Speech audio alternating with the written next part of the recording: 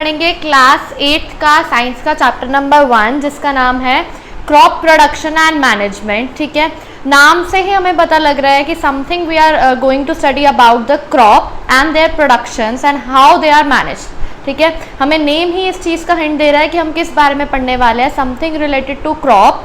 ठीक है, प्रोडक्शन और मैनेजमेंट। ठीक है, सबसे पहला क्रॉप मतलब समथिंग आप जिसको आप बोलते हो फूड। ठीक है, फूड जो है हमारी सबसे बेसिक नेसेसिटी है लिविंग ऑर्गेनिजम्स की। ठीक है, हम जितने भी लिविंग ऑर्गेनिजम्स हैं हमारे लिए सबसे बेसिक नेसेसिटी यानी सबसे इंपॉर्टेंट चीज़ जो हमें चाहिए, खाना तो चाहिए ही चाहिए। आप कपड़े के बिना फिर भी सर्वाइव कर सकते हो, आप अपना क्या कहते हैं घर के बिना सर्वाइव कर सकते हो, हर चीज़ के बिना सर्वाइव कर सकते हो, लेकिन आप फूड के बिना सर्वाइव नहीं कर सकते। फूड के बिना सर्वाइव करना बहुत ज़्यादा मुश्किल हो जाता है। तो फूड जो है वो हमारी बेसिक नेसेसिटी है लाइफ की। ठीक है, अब फूड से रिलेटेड, ठीक है, अब क्या हुआ था पुराने टाइम में कि ऐसा नहीं है कि एग्रीकल्चर स्टार्टिंग से था। जब ह्यूमन बींग्स आए उन्होंने धीरे धीरे देखा अच्छा ऐसे करके ये क्रॉप उग सकती है, ऐसे करके हम इसको खा सकते हैं। ठीक है, तो आप समझ लो आज से 8000 ईयर्स अगो पहले आपका एग्रीकल्चर स्टार्ट हुआ था। ठीक है, एग्रीकल्चर क्या था? एग्रीकल्चर एक ऐसा था जिसके अंदर ह्यूमन बींग्स ने समझा कि अगर हम इस सीड को उगाते हैं तो ये सीड खाने का है, किसी का रूट खाने वाला पार्ट होता है, किसी का स्टेम खाने वाला पार्ट होता है। ठीक है, तो उससे हमें पता लगा और तभी एग्रीकल्चर आई। अब आज के टाइम पे एग्रीकल्चर के आपने सुना होगा कई लोग एग्रीकल्चर में मास्टर्स भी करते हैं, आपकी PhD भी करते हैं, बहुत सारी चीज़ें आपकी करते हैं। ठीक है, तो agriculture is an applied science that deals with the mass production of crop plants and animals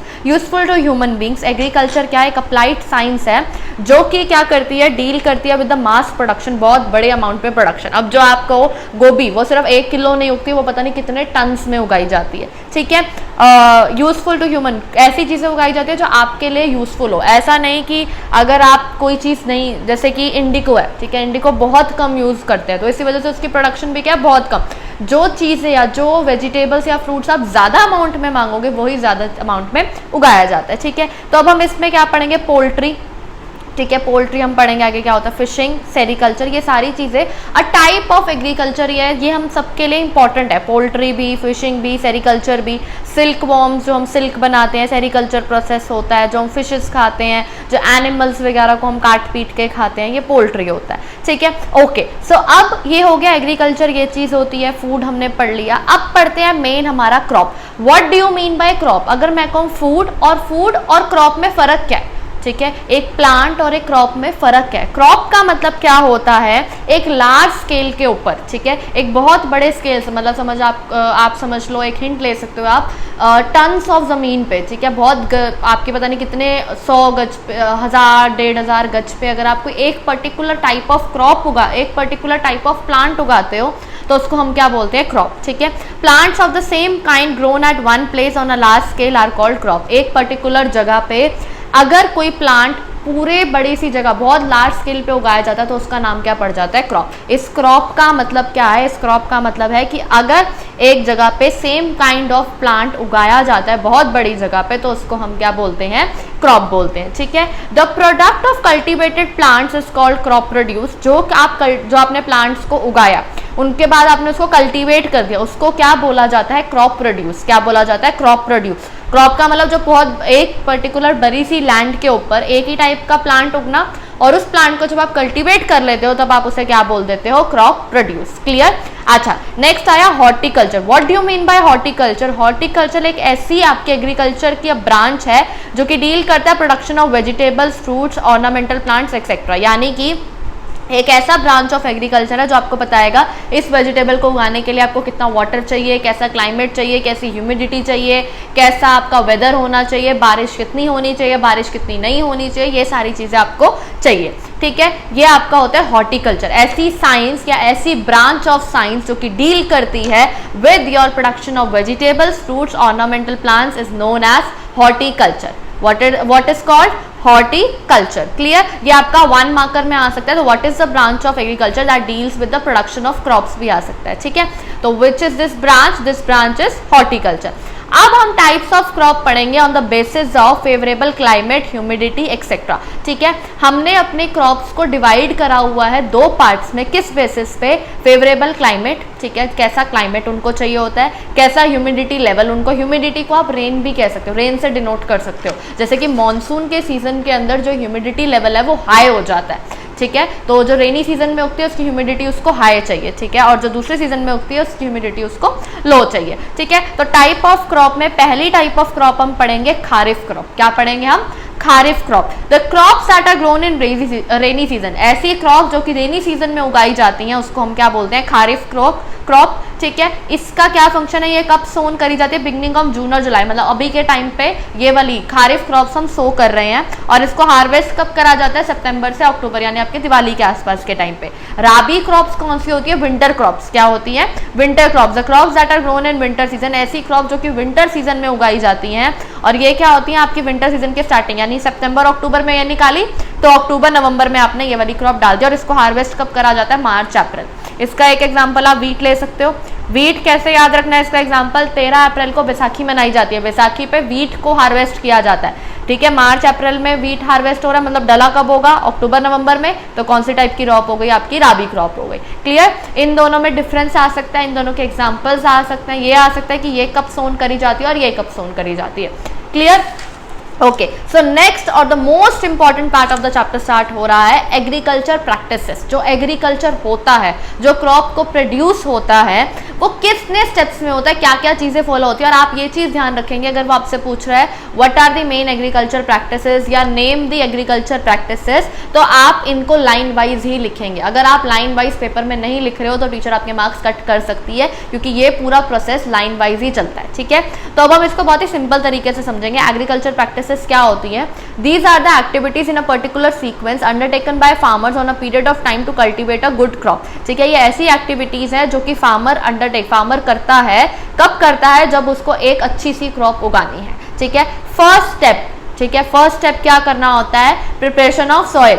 ठीक है, क्या करना होता है? Preparation of soil. ठीक है, सबसे पहला स्टेप होता है आपको सॉइल को प्रिपेयर करना है। सॉइल को प्रिपेयर करने के आपके दो तरीके होते हैं। सबसे पहले आप प्लोइंग करते हैं, ठीक है, दूसरे स्टेप में आप लेवलिंग करते हैं। अब now what is the meaning of ploughing and levelling, हम वो समझेंगे। ठीक है, first step is loosening of soil और प्लोइंग। सबसे पहला स्टेप क्या है? लूजनिंग ऑफ सॉइल या फिर प्लोइंग। ठीक है, ओके। सो प्लोइंग के लिए जिन एग्रीकल्चर इंप्लीमेंट्स का हम यूज करते हैं, यानी ऐसी चीजें जिनका हम यूज करते हैं, उसका नाम क्या है? प्लो, हो, कल्टीवेटर। ये तीन चीजों से हम प्लोइंग कर सकते हैं। ठीक है, अच्छा, प्लोइंग होता क्या है? खोदना। खोदना किस वे में? जैसे कि ये मेरी मिट्टी है, मैं इसको ऐसे करके खोद रही हूँ, तो क्या कर रही हूँ? मैं मिट्टी नीचे वाली चीज ऊपर ला रही हूँ, ऊपर वाली उसको पूरी तरह खोद दिया। जैसे आपके घर पे भी जो भी आपका माली वगैरह आता होगा तो मम्मी उससे पूरा प्लो करवा लेते होगे, पूरा वो नीचे खोद देता है सारा अच्छी तरह।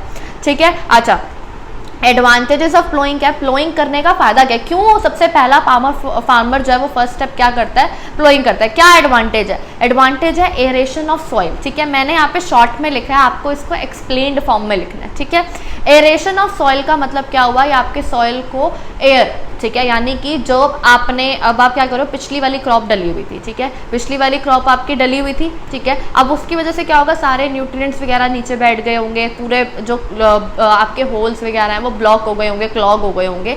ठीक है, तो आपका एयर नहीं जा रहा, सॉइल एयर सांस नहीं ले पा रही, सॉइल के अंदर ऑक्सीजन नहीं है, नाइट्रोजन नहीं है, सारी चीज़ें नहीं है। तो जब हम प्लोइंग करते हैं तो वो सारे होल्स उसके ओपन हो जाते हैं और आपका जो सॉइल है वो एयर ले सकता है। ठीक है, मोर वाटर होल्डिंग कैपेसिटी, जब आप प्लोइंग कर देते हो तो जो आपके सॉइल की वाटर होल्डिंग कैपेसिटी है वो इंक्रीज कर जाती है, वो ज़्यादा अमाउंट ऑफ वाटर स्टोर कर पाता है। ज़्यादा अमाउंट ऑफ वाटर स्टोर कर पाएगा तो आपकी जो क्रॉप उगेगी वो अच्छी तरह वाटर ले पाएगी और वो बहुत अच्छी क्रॉप उगेगी। ठीक है, पेनिट्रेशन ऑफ रूट्स। ठीक है, पेनिट्रेशन ऑफ रूट्स का मतलब है कि जब आपने जो रूट्स डाली, ठीक है, वो अच्छी तरह पेनिट्रेट हो जाएंगी सॉइल में, रादर देन अगर आपने एक स्टिफ सॉइल लिया और आप उस पर लगाओगे तो रूट्स ढंग से नीचे नहीं बैठ पाएंगी। ठीक है, वो अपने आप को इतना पुश नहीं कर पाएंगे, वो इतना हार्ड सॉइल नहीं अपना हिला पाएंगी। बट अगर आपने उसको प्लॉट सॉइल में डाला तो वो ईजिली उसको क्या कहते हैं, ईजिली उसको वो अंदर तक पेनिट्रेट हो जाएंगे और वो अगर अच्छी तरह पेनिट्रेट होंगे तो वो अच्छी तरह वाटर और न्यूट्रिएंट्स निकाल पाएंगी। ठीक है, अच्छा, उसके बाद जब आपने नीचे से आप प्लोइंग स्टार्ट करो तो क्या होगा? जो आपके पुराना वाला मैन्योर और फर्टिलाइजर बचा हुआ है वो भी सॉइल में ऊपर आ जाएंगे। ठीक है, वो भी सॉइल में ऊपर आ जाएंगे। ठीक है। आपने उसे प्लो करा तो जो नीचे आपके जितने भी मैन्योर और फर्टिलाइजर प्रेजेंट है वो भी ऊपर आ जाएंगे, ठीक है। Promotes growth of micro organism, जब आप प्लोइंग करते हो तो उससे जो माइक्रो ऑर्गेनिजम्स की ग्रोथ है वो भी इंक्रीज कर जाती है, ठीक है। Brings nutrient from lower level to the upper level, जो नीचे न्यूट्रिएंट्स रह गए थे आप उनको खोद रहे हो तो वो अपर लेवल में आ जाएंगे, ठीक है। ओके, सो ये हो गया फर्स्ट स्टेप हमारा प्लोइंग। प्लोइंग क्या कह रहा है, ये प्लोइंग के एडवांटेजेस है जो कि पेपर में आ जाते हैं, ठीक है। और अब आपके जैसे ऑनलाइन एग्जाम्स होने हैं तो which of the following is correct, उसमें भी आ सकते हैं, तो आपको पूछ सकता है वो कि इनमें से कौन सा करेक्ट है या कौन सा फॉल्स है। तो आपको ध्यान रखना है ये जो मैंने यहाँ पे एडवांटेजेस लिखे हैं ये सारे एडवांटेजेस किसके हैं, प्लोइंग के। प्लोइंग की वजह से आपका ये सॉइल ऐसा हो जाता है। और प्लोइंग किससे की जाती है, प्लो से, होस से या फिर कल्टीवेटर से, ठीक है। Second step is levelling. जो सेकेंड स्टेप है हमारा वो क्या है, लेवलिंग। लेवलिंग वर्ड से ही पता लग रहा है हमें लेवल बनाना है। अब आपने सारी मिट्टी खोद दी, ठीक है, अब वो खुरदुरा सापन हो गया, आपको उसको लेवल पे लाना है, ठीक है। तो ये किससे करा जाता है, वुडन प्लैंक से करा जाता था पुराने टाइम पे, और आज के टाइम पे हम आयरन रेवलर से करते हैं, ठीक है। अच्छा, एडवांटेज ऑफ लेवलिंग क्या है कि अगर कोई मोटी रॉक है आपने उसे खोदा है तो कोई मोटी रॉक अगर ऊपर आ जाती है, जो आप उसकी लेवलिंग करोगे तो वो रॉक क्रश हो जाएगी और वो भी सॉइल में कन्वर्ट हो जाएगी। सॉइल इरोजन को प्रिवेंट करने में अगर आपने ऐसे ही प्लोइंग को छोड़ दिया तो क्या होगा, अगर हवा चल गई तो सारा जो सॉइल है वो इरोड हो जाएगा, सारे आपके न्यूट्रिएंट्स खत्म हो जाएंगे। बट जब आप उसको लेवल कर दोगे तो वो वहीं पे फिक्स हो जाएगा, ठीक है। और इसी वजह से लेवलिंग की वजह से uniform distribution of water and nutrients होता है, ठीक है। अच्छा, ये तो हो गया फर्स्ट स्टेप आपका। सबसे पहला फार्मर क्या करता है जब उसको क्रॉप उगानी है, प्रिपरेशन ऑफ सॉइल। क्या करता है, प्रिपरेशन ऑफ सॉइल, जिसके अंदर दो मेथड है, पहला प्लोइंग, दूसरा लेवलिंग, ठीक है। दूसरा है हमारा सोइंग ऑफ सीड्स। क्या है, सोइंग ऑफ सीड। अब सीड सो करनी है, सॉइल पूरा रेडी हो गया तो अब दूसरा काम क्या है भाई, सीड डालनी है, ठीक है। सीड डालने से पहले काम होता है क्या कि आपको सीड सिलेक्ट कैसी करनी है, कैसी सीड आप चाहोगे, फार्मर को कैसी सीड लेनी चाहिए, कौन सी सीड लेनी चाहिए, क्लीन एंड हेल्दी सीड्स। कौन सी, क्लीन एंड हेल्दी सीड्स, ठीक है। अगर वो क्लीन एंड हेल्दी सीड्स लेगा तभी वो उसकी अच्छी जो भी क्रॉप आएगी वो अच्छी हो पाएगी। अगर वो क्लीन और हेल्दी सीड्स नहीं लेगा तो उसकी क्रॉप जो आएगी वो इतनी अच्छी नहीं आएगी, ठीक है। और उसको ध्यान रखना चाहिए कि जो वो सीड्स लेगा उसको पहले फंगीसाइड्स के साथ ट्रीट करवा दे। जैसे छोटे बच्चे होते हैं उनको वैक्सीन लगवा देते हैं ना, ताकि उनको बड़े होकर बीमारी ना हो। सिमिलरली जो सीड्स होते हैं अगर आप उनको ये फंगीसाइड्स इन सब के साथ ट्रीट करवा दो तो जब वो क्रॉप बड़ा होगा तो उसको कोई खराबी, उसको कोई फंगस वगैरह लगने के जो चांसेस है वो 1% रह जाएंगे, ठीक है। अच्छा, ये तो हो गया भाई सीड कैसे सिलेक्ट करनी है। दूसरा आया सीड सो कैसे करनी है, ठीक है। सीड सो करने के सबसे आपको ध्यान रखना है जब आप सीड सो करो वो राइट डेप्थ पे हो और राइट इंटरवल पे हो। रीज़न क्या है, अगर सपोज करो ये एक आपका प्लांट है, मेरी ड्राइंग पे मत जाना, ड्राइंग बहुत ही अच्छी है मेरी ओवर, ठीक है। अच्छा, ये हमारे दो प्लांट्स हैं, ये बहुत ही पास पास डले हुए हैं, है ना। तो अब क्या होगा, सनलाइट के लिए लड़ेंगे, नीचे से वाटर के लिए लड़ेंगे, न्यूट्रिएंट्स के लिए लड़ेंगे, तो दोनों में क्या होगा, न्यूट्रिएंट की कमी होगी, कंपटीशन होगा और दोनों मेरी जो क्रॉप्स है वो अच्छी नहीं उग पाएंगी, ठीक है। तो सबसे पहली बात आपकी राइट इंटरवल्स पे ड्रॉ होनी चाहिए। आपके जो सीड्स आप डालो वो राइट इंटरवल, यानी हर एक और दूसरी सीड के बीच में कुछ पर्टिकुलर डिस्टेंस हो ताकि उन दोनों का लाइफ में कोई कॉम्पिटिशन ना हो सन, वाटर और न्यूट्रिएंट्स को लेके। दूसरा राइट डेप्थ पे, ऐसे नहीं कि ये आपका सॉइल है और यहीं पे सीड पड़ी है, नहीं, उसको एक पर्टिकुलर डेप्थ पे डालना पड़ेगा, ठीक है। अगर वो एक प्रॉपर डेप्थ पे है तभी वो बहुत अच्छी तरह न्यूट्रिएंट्स और वाटर और इन सब का यूसेज कर पाएगी, ठीक है। ये चीज़ों का आपको ध्यान रखना। अब इस बेसिस पे पहले के टाइम पे, ठीक है, क्या क्या तरीके होते हैं टू सो सीड। सबसे पहला तरीका ब्रॉडकास्टिंग।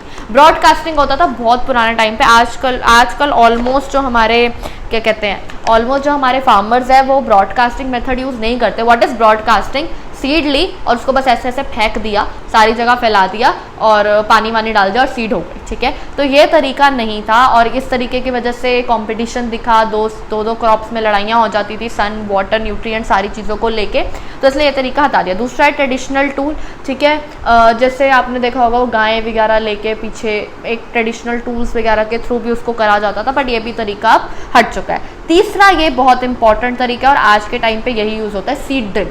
सीड ड्रिल एक मशीन है जिसमें आप बहुत सारी सीड्स डाल देते हो एंड आप उसको पुल करते हो, वो सीड को एक पर्टिकुलर इंटरवल और एक पर्टिकुलर डेप्थ पे प्लांट कर देता है, जिस वजह से चांसेस कि उनके बीच में कोई कंपटीशन होगा, वो एक दूसरे से लड़ेंगी, वो क्या हो जाता है, चांस पूरा का पूरा खत्म हो जाता है, ठीक है। जो चौथा है हमारा वो ऑप्शनल है, अगर आपकी बुक में प्रेजेंट हो तो आप कर सकते हो, otherwise no need to do that, ठीक है। Transplantation. Now what do you mean by transplantation. Transplantation का मतलब होता है जैसे आपने एक सीड को पहले अपने सपोज कर लो एक अच्छे से फार्म में, छोटे से फार्म में उसको उगा लिया, जब वो थोड़ी सी बड़ी हो गई तब आपने उसको वहाँ से निकाल के मेन जो आपका फार्मर है वहाँ पे डाल दिया, ठीक है। इस प्रोसेस को क्या बोलते हैं? Transplantation. The process of transferring the seedling, seedling मतलब जो सीड है वो थोड़ी सी उग गई है, समझ लो 2-3 महीने की हो गया, अब आपने उसको डाल दिया।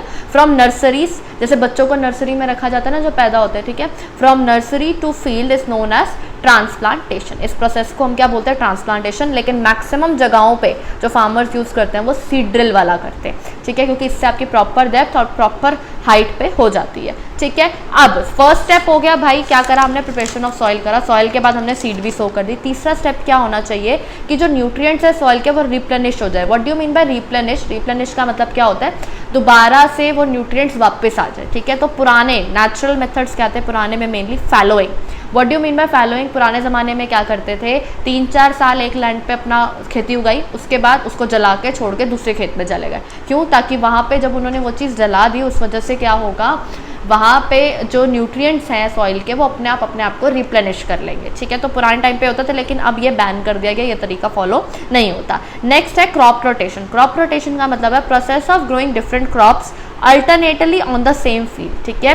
क्रॉप्स को उगाना on the same field alternately, मतलब कि पहले साल भाई मैंने क्या उगाई? वीट उगाई, ठीक है। वीट क्या होता है? आपका आटा, ठीक है। पहले साल मैंने आटा उगाया, ठीक है। अब जब मैंने आटा उगाया तो आटा क्या करेगा? मेरे सॉइल के सारे न्यूट्रिएंट्स ले लेगा, ठीक है। आटा क्या करेगा? मेरे सॉइल के अंदर से सारे न्यूट्रिएंट्स ले लेगा, ठीक है। जब आटे की खेती के बाद मैं किसकी खेती करूँगी? किसी दाल की, पीस की, बीन की, इन सब की। रीज़न क्या है कि ये ऐसी क्रॉप्स हैं जो कि सॉइल को न्यूट्रिएंट प्रोवाइड करती है, ठीक है। तो दूसरे टाइम मैंने क्या करा?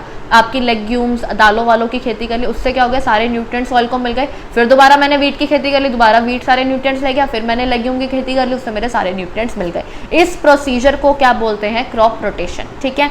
फिर आता है हमारा मिक्स्ड क्रॉपिंग। क्या आता है? Mixed cropping. मिक्स्ड क्रॉपिंग का मतलब एक ही लैंड में, एक ही आपके फील्ड में हमने क्या करा? एक साइड आपके वीट उगा ली, एक साइड मैंने लेग्यूम्स उगा ली। अब क्या होगा? वीट न्यूट्रिएंट लेता रहेगा, लेग्यूम्स न्यूट्रिएंट देता रहेगा। तो एक ही प्लांट, एक ही फील्ड के अंदर आप अगर 2 या 2 से ज़्यादा क्रॉप्स उगा लेते हो एक ही टाइम पे, तो उसको क्या बोलते हैं? Mixed cropping. उसको क्या बोलते हैं? मिक्स्ड क्रॉपिंग, ठीक है। ये हो गया हमारा दूसरी चीज़ है।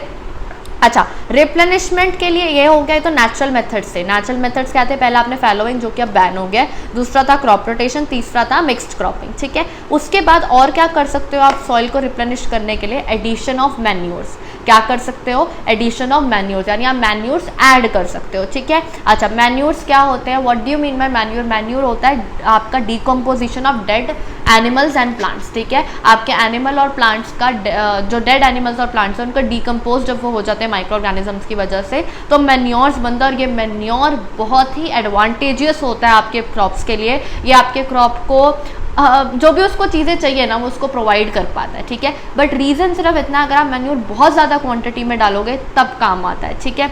ओके, सो नेक्स्ट, और इसका जो प्रोसेस होता है आपके सॉइल को न्यूट्रिएंट प्रोवाइड करने का, वो थोड़ा सा स्लो होता है। फिर हमारा लास्ट जो कि आज के टाइम पे बहुत कॉमनली यूज़ होता है वो है फर्टिलाइजर्स। क्या है? फर्टिलाइजर्स। फर्टिलाइजर्स लेबोरेटरी वगैरह केमिस्ट्री लैब्स में बनाए जाते हैं, और आपको ध्यान रखना चाहिए कि फर्टिलाइजर्स हमेशा एक एडिक्वेट अमाउंट के अंदर यूज़ करे जाए। एडिक्वेट अमाउंट मतलब एक परफेक्ट अमाउंट के अंदर, ऐसा नहीं कि बहुत ज़्यादा डाल दिया या बहुत कम डाल दिया। तो जब भी आपको फर्टिलाइजर्स यूज़ करने हो पहले अपना सॉइल का टेस्टिंग करवाओ। जब आपका लैब में टेस्टिंग हो जाएगा वो उसके अकॉर्डिंगली आपको बताएंगे कि अगर आपके इतने यार्ड्स की लैंड है तो आपको इतना बोरी डालना है या इतनी बोरी ही डालनी, इससे ज़्यादा नहीं डालनी। इसका रीज़न क्या है कि एक जब नए नए फर्टिलाइजर्स आए थे तो पंजाब के बहुत सारे खेतों में लोगों ने कि और ज़्यादा क्रॉप आएंगी और ज़्यादा हमारी प्रोडक्शन होगी, उन्होंने बहुत ज़्यादा फर्टिलाइजर्स डाल दिए थे, जिस वजह से वो फर्टिलाइजर्स पानी के साथ मिक्स हुए, पानी सारा आपके वेल्स में उतरा, और वेल्स में उतरने के बाद क्या नोटिस करा गया कि लोग वेल का पानी पीते थे तो उनको कैंसर, ये सारी बीमारियाँ बहुत ज़्यादा होने लग गई, ठीक है। तो इसलिए फर्टिलाइजर्स का आपको यूज़ हमेशा फार्मर्स को कैसे करना चाहिए, उनको पहले अपना सॉइल का टेस्ट करवाना चाहिए और उस अकॉर्डिंगली उनको उसी अमाउंट के अंदर फर्टिलाइजर सॉइल में प्रोवाइड करने चाहिए। और फर्टिलाइजर्स की एक चीज़ है कि ये क्या होता है, बहुत ही क्विक एक्शन देते हैं। जैसे आपके सॉइल में सपोज कर लो कैल्शियम की कमी है, तो अगर आप कैल्शियम वाले फर्टिलाइजर डालोगे, जिस दिन आपने डाला उसके अगले दिन उसके सारे जो भी न्यूट्रिएंट्स है वो कंप्लीट हो जाएंगे। लेकिन ये ऑर्गेनिक तरीका नहीं है, मैन्योर्स ऑर्गेनिक तरीका। अगर आपने सुना होगा ऑर्गेनिक फार्मिंग या ऑर्गेनिक खेती, तो वो इस मैन्योर वाली खेती को कहा जाता है, ठीक है। ओके, अब क्या हुआ, हमने भाइयों सबसे पहले हमने क्या करा, preparation of soil, soil prepare करा। दूसरा स्टेप हमने क्या करा, हमने सीड्स को सो कर दिया। तीसरा हमने क्या करा, आपके न्यूट्रिएंट सॉइल के अंदर भर दिए। और अब हमने क्या करना, अपने सारे न्यूट्रिएंट्स भी भर दिए सॉइल में। अब आपकी सीड को उगने के लिए पानी चाहिए। अब पानी कैसे मिलेगा, ठीक है, पहले के टाइम पे wells, lakes, canals, pulley system, chain pump, धेकली, राहत, ये सारे तरीके यूज़ होते थे। लेकिन आज के टाइम पे मॉडर्न वेज है, 2 तरीके, एक है ड्रिप इरीगेशन, एक है स्प्रिंकलर सिस्टम। पहले मैं स्प्रिंकलर सिस्टम समझाऊंगी, ठीक है। स्प्रिंकलर सिस्टम क्या है, ये फवारा है, ठीक है, मैंने आपके खेत के बीचों बीच फवारा लगा दिया, फवारा उड़ेगा, सारी बारिश की तरह पूरे खेतों में पानी फैल जाएगा, ठीक है, ये हो गया स्प्रिंकलर सिस्टम। दूसरा है ड्रिप इरीगेशन।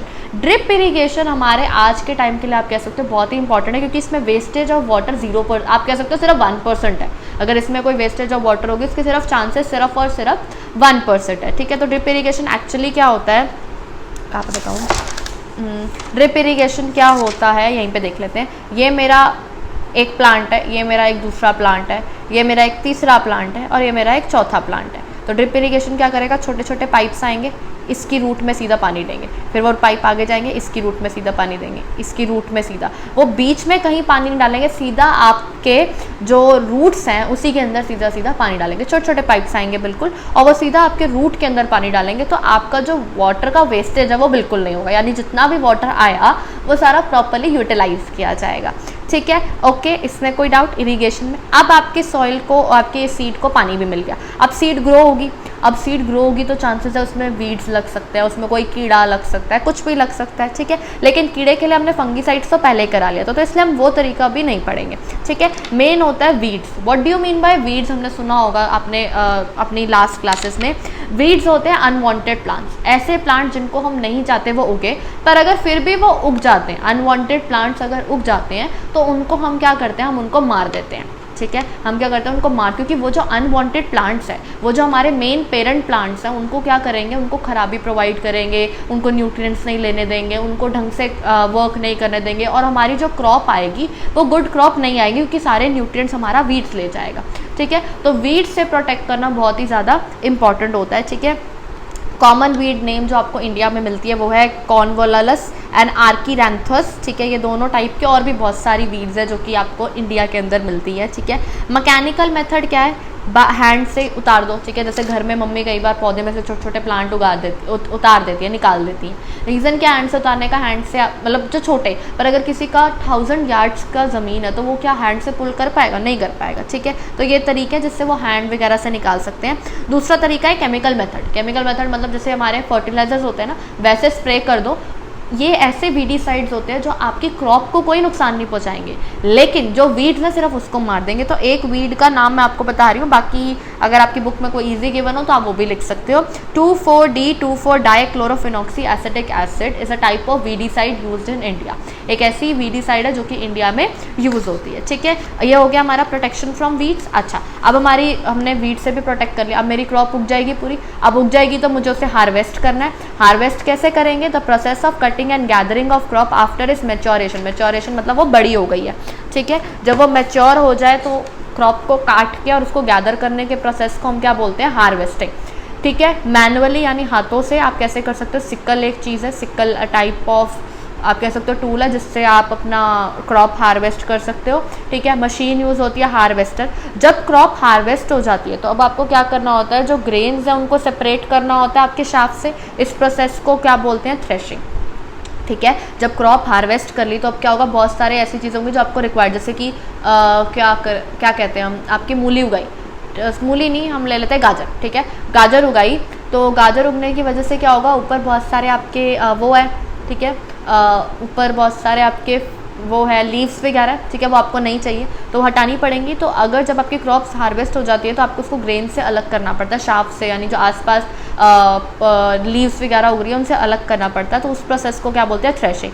जो मशीन थ्रेशिंग के लिए यूज़ होती है उसका नाम क्या है, थ्रेशर, ठीक है। और एक मशीन का नाम होता है कंबाइन, जो कि हार्वेस्टिंग और थ्रेशिंग दोनों का काम करती है, ठीक है। अच्छा, उसके बाद जब आपने अपनी ग्रेन्स अलग कर लिया, ग्रेन्स के अंदर कुछ मिट्टी विट्टी कुछ ना कुछ तो आ ही गया होगा, ठीक है। तो अब उससे आप उसको कैसे अलग करोगे, विनोइंग के प्रोसेस से। What do you mean bye winnowing, क्या करेंगे हम, सपोज करो एक ये मेरा आप कह सकते हो विनोइंग का मेरा मटेरियल है, ठीक है। मैंने इसमें वो डाल दिया अपना बहुत सारा ग्रेन्स डाल दिए और मैं यहाँ पे फ़ैन चला दूँगी, इस साइड को मैं फ़ैन लगा दूँगी और मैं इसको ऐसे ऐसे करूँगी, ठीक है। तो क्या होगा, ग्रेन्स हैवी होती हैं तो वो यहीं पे एक हीप बना लेंगे, लेकिन यहाँ से फ़ैन चल रहा है जो मिट्टी होगी, डस्ट होगी, ठीक है। जब मैं ऐसे ऐसे करूँगी तो मिट्टी उड़ के एक धूर की साइड पे, एक कॉर्नर की साइड पे क्या बना लेगी, अपना हीप बना लेगी, तो मेरी मिट्टी और ग्रेन्स अलग हो जाएंगी। इस प्रोसेस को हम क्या बोलते हैं, विनोइंग। क्या बोलते हैं, विनोइंग। अब मेरी हार्वेस्टिंग भी हो गई पूरी तरह। अब जो ग्रेन्स है मुझे उनमें स्टोर करके रखना है, ठीक है। स्टोर करने से पहले मेन तरीका क्या होता है कि आपको उनको ड्राई करना है। क्या करना है, ड्राई। या तो आप उन्हें सन ड्राई होने के लिए छोड़ दो, या फिर मैकेनिकल ड्रायर्स भी यूज़ होते हैं तो आप वो भी यूज़ कर सकते हो, ठीक है।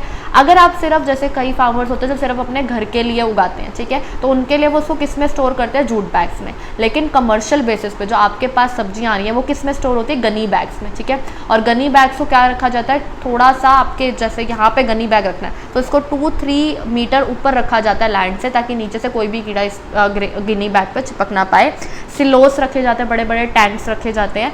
और जैसे आपने देखा होगा अभी, ठीक है, जब कोरोना वायरस की वजह से लॉकडाउन हो गया था, क्या सब्जियां आनी बंद हो गई थी, नहीं सब्जियां थी, ठीक है। तो हमारा गवर्नमेंट क्या करती है, हर साल कुछ अमाउंट ऑफ जितना भी आपका क्रॉप उगती है उसमें से कुछ अमाउंट ऑफ बफर स्टॉक में सेव कर लेती है। और बफर स्टॉक तब निकाला जाता है जब कोई नेशन वाइड कोई प्रॉब्लम आ जाए, या अर्थक्वेक आ जाए, या कोई भी ऐसी सिचुएशन आ जाए जो हम इमेजिन नहीं कर सकते कि इस टाइम पे आनी है, तो अपनी क्रॉप्स को बचाने के लिए हम उसे क्या कहते हैं, बफर स्टॉक कहते हैं। या फिर कोई भी नेचुरल कैलामिटी आ जाए, कुछ भी आ जाए, तो उसके लिए हम क्या यूज़ करते हैं, बफर स्टॉक का यूज़ होता है, ठीक है। अच्छा, अब हमारी इसी के बाद आई थी green revolution. What is green revolution? Green revolution था क्रॉप की यील्ड बढ़ाने के लिए, ठीक है। क्या होता है, क्रॉप की यील्ड बढ़ाने के लिए हमने क्या करा था, HYV सीड्स का use, high yield variety seeds का यूज़ करा। उससे क्या हुआ, पहले एक लैंड पे समझ लो आप 60% प्रोड्यूस आता था सिर्फ। जब हमने HYV सीड्स यूज़ करनी स्टार्ट करी तो वो प्रोडक्शन कितनी हो गई,